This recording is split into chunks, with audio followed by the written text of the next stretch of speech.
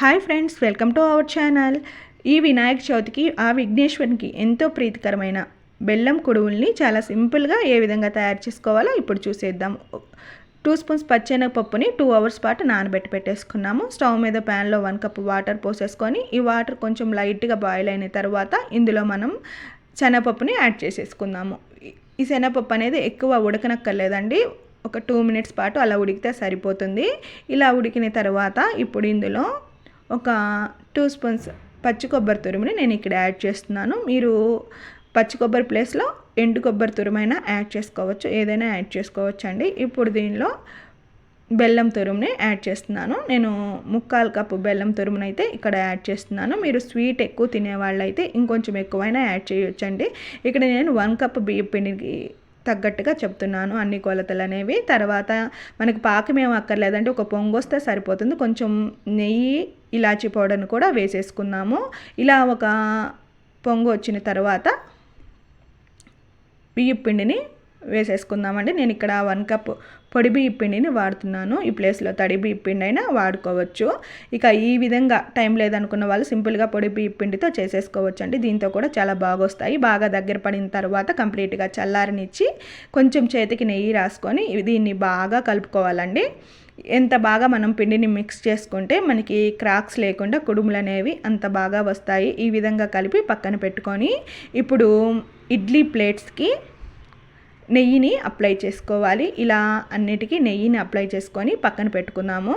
ఇక్కడ నేను పొడి బియ్యం పిండి వాడుకున్నాను కాబట్టి కప్పు వాటర్ తీసుకున్నానండి. తడి బియ్యం పిండి వాడే పని అయితే కొంచెం వాటర్ తగ్గించుకోండి.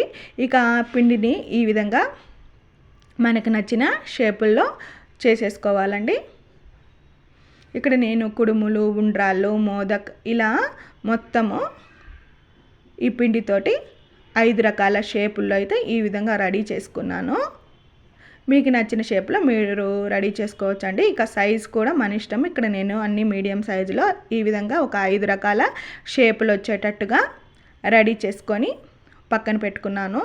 ఇలా పక్కన పెట్టుకున్న తర్వాత మనం ఇందాక గ్రీజ్ చేసి పెట్టుకున్న ప్లేట్స్లో వీటన్నిటిని కుడుములన్నిటిని పెట్టుకుందాము.